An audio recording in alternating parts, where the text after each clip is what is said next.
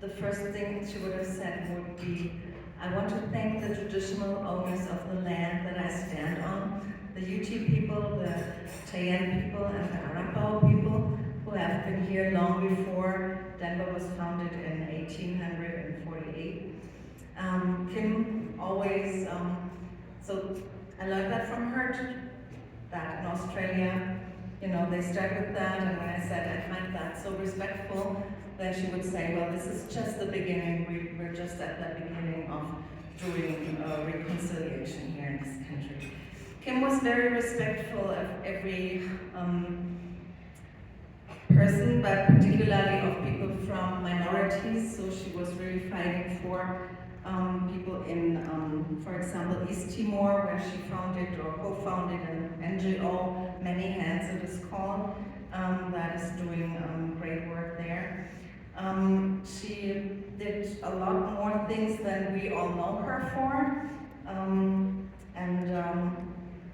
just a few things that I want to mention. She was a very strong proponent of the global DMT, global dance movement therapy. She was a strong proponent of the founding of the Global Association that is now headed by Tony Zhao and very much supported by people from Leslie, for example. And she also always asked why DMT should start with Marion Chase in the 60s, when the healing practice of dance has been around forever, since the beginning of mankind.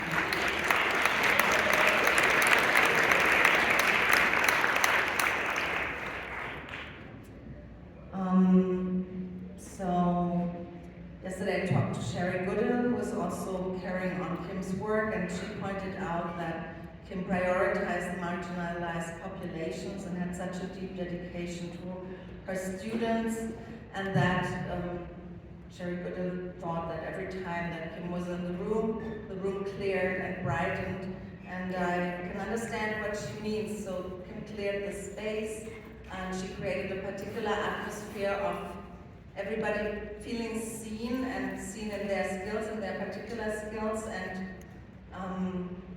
that was a particular attribute of Kim, I think, that she made everybody feel welcome, seen, and respected in what they brought to the table. Kim listened to every one of her conversation partners in this way, and knew all the strong sides of the people who worked with her, and she would always be honoring people, and I've heard so often from her, it's such a privilege to know you, to have you here, to work with you. And so she created the movement assessment and reporting tool, MARA. That was one of her major achievements, that she brought digitalization to dance movement therapy.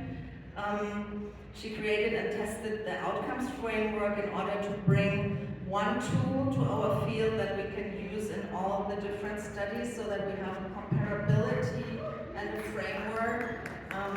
We've chosen to call that tool the Dunphy outcome framework now in that last publication that she's also receiving the award for. And she structured the Australian Professional Association, and as the president at times, and also as a member at other times, brought it to up-to-date modern standards, and brought the competencies in, and laid down the foundational documents for the association, and also the ethical side. She formed herself into a methodological, very versatile researcher. She was, at the end, briefly before she died, she had a scope of methods that she used, from evidence-based, systematic reviews to qualitative research. And it was a very, very great loss to the field to lose her at that point. She had a late dissertation, and then she worked herself all the way through all these methods, and then, finally she was like, and she wanted to contribute so much more. When I sat together with her, she was listing 10 publications that she was gonna do, and she was really working on all of this until the very end. The manuscript for the reliability study I got from her 3 weeks before she died. So she was working until the absolute very end. She was also giving a workshop on Mara app, the latest version of Mara app, on the Saturday before that, where she was doing 2 Zooms, one for the people in the States and Europe, and one for the people in Australia and Australasia and Asia, in order to address everybody around the world. And it was really very inspirational to see her, you know, not knowing that she would only have a few months left, not going vacationing, but really just continuing with what she was doing and what she was loving so deeply.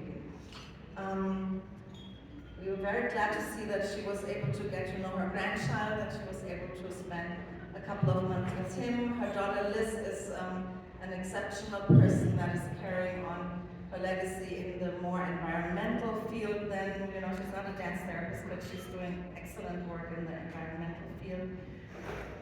And today we will want to celebrate this last publication of which she wrote the draft, and yeah, I've written down so many things. There are people who carry on her work in Europe, and they are also on the authorship team. Paula Lebre in Portugal is one of them. She is a psychomotor therapist, and she's also heading the dance department. She wants to create a dance movement therapy program in Portugal, and she's next to all of these tasks. She's really carrying on the legacy of Kim. She was moving Kim's homepage to a European domain in order to have it continue. She's distributing the materials for free that Kim said that would be there for free for the community. So please go and visit the site and download the Mara app for your iPad and work with it. Sumaya Schönberger in Scotland is keeping on the work. She's translated the Mara app to German, and she's using it in Switzerland also. We are just a few people who are carrying on that work in Europe, and I want to invite everybody who wants to join the carrying on of the work to join us. The work needs support and funding. So far this is all unfunded, but we need to do some grant writing in order to fund the work and to carry it on on a better basis than as we do it now. But please share your ideas and get in touch if you want to be part of that community. In that article, we've created a short version of the Dunphy outcome framework. It consists of only 18 items instead of 81.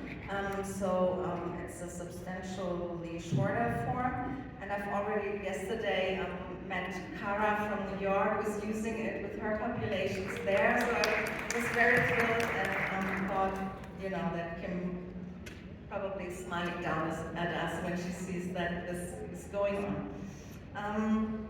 Kim and I shared moments of beauty over the past weeks before she died. We were sending to each other like these moments of beauty that she experienced or I experienced.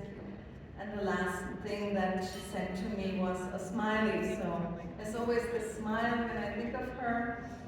And the last time she received this award, she was actually really making sure that she received this award. This was in 2000.